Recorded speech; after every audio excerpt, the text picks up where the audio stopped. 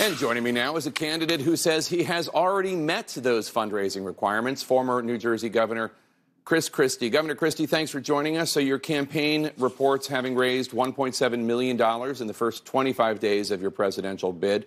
That's more than Mike Pence, but behind not only Donald Trump and Ron DeSantis, but also Nikki Haley and Tim Scott. They were in the race longer than you, we should note. But you are going to have to do a lot better than that in the next quarter. So how are you going to achieve that?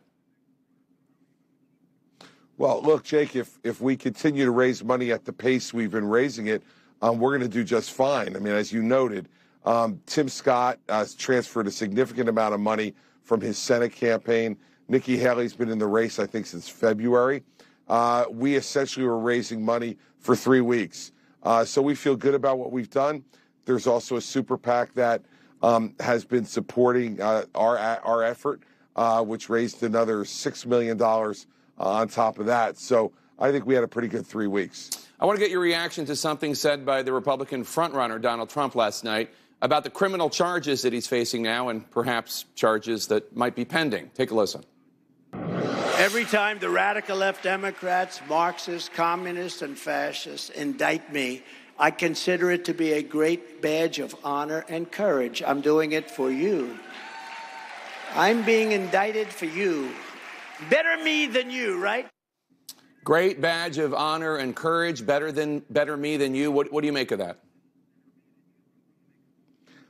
He's a liar and a coward.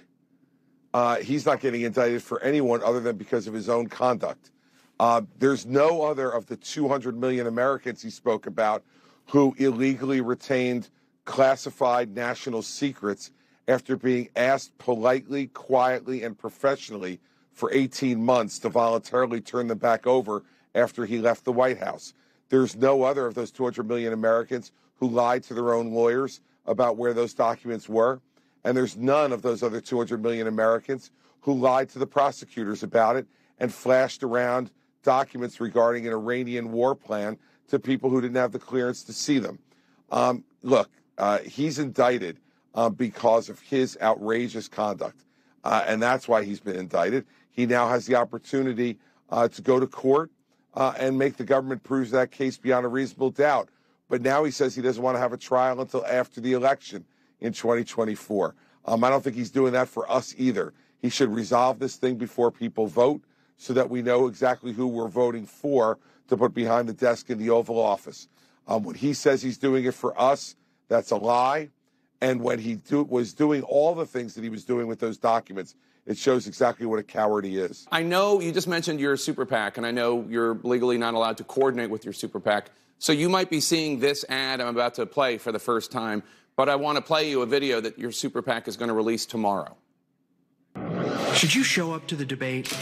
Because if you do, your opponents will bring up the impeachments, the indictments, bring up how you lost to Joe Biden. So, Donald, you need to decide. Are you a chicken or just a loser? They're calling him a chicken or a loser. I guess he has to make a choice there. What's your reaction to this ad? Well, it's the first time I've seen it, but I think it's probably a pretty good question. And he should show up at the debates and defend his record. The Republican Party voters who are deciding who our nominees should be able to make that decision by comparing all the candidates who qualify for the debate stage right next to each other, challenging each other's records, discussing each other's plans for the future of America and how they're going to beat Joe Biden. And we're happy because now, Jake, almost 45,000 individual donors went to chrischristie.com and donated, that we have qualified for the debate stage. We'll be there on August 23rd, and we'll be waiting for Donald Trump. But let me be candid here. You are starting to gain some ground in New Hampshire, but Donald Trump is still leading by about 20 points just in New Hampshire. He's up in Iowa. He's up nationally. Is it not just a fact that as of now, Donald Trump remains far and away the choice of Republican voters, even if you cannot understand why? Well, no, the fact is that he's ahead in the polls right now, Jake. You have reported that accurately. I'll fact check you. And that is a correct fact that you've put forward. But, you know, the good news is that no one's voting in Iowa till January 15th. No one's probably going to be voting in New Hampshire till later that month or early February. And there's a lot of campaign to go here. In fact, we haven't even had the first debate yet, as you mentioned. It's not till August 23rd. I think most people, let's say in my region of the country, are down at the Jersey Shore right now, enjoying their summer vacation. Maybe in New Hampshire, they're at Lake Winnipesaukee.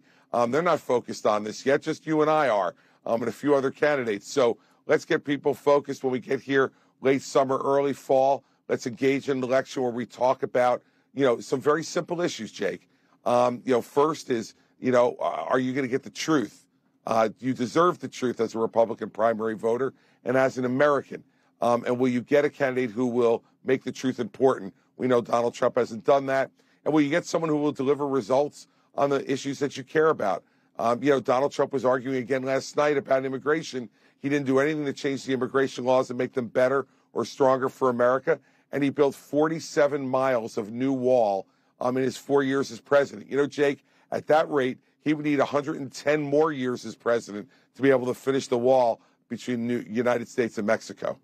The first debate, as you note, now almost a month away. I want you to take a listen to what your fellow 2024 candidate, former Texas Congressman Will Hurd, had to say about those who take the debate pledge to support the eventual nominee. This is what he had to say a couple weeks ago. I can't lie to get access to a microphone. I'm not going to support Donald Trump. I recognize the impact that it has on my ability to get access to the debate stage, but I can't lie. It'll be easy to say I'll do it, and then when it comes down, change your mind. But I just can't. I can't do that. In Will Hurd's formulation, are you lying to make the debate stage by signing a pledge to support the nominee, no matter who it is, including if it's Donald Trump? Well, I won't see Will Hurd on the debate stage, and that's okay by me. The fact is, we've got to change our party, Jake, and change our country. And we had these debate pledges 8 years ago, as you'll recall, and all of us signed them. And then when we got on the debate stage and we were asked to reaffirm it, Donald Trump refused to raise his hand, the only one of 10 candidates who did. The fact is, he has set the precedent here, and I will sign the debate pledge. And I will take it every bit as seriously as he did in 2016. New Jersey Governor Chris Christie, thanks so much for joining us today. Appreciate it. Jake, thanks for having me. I appreciate it.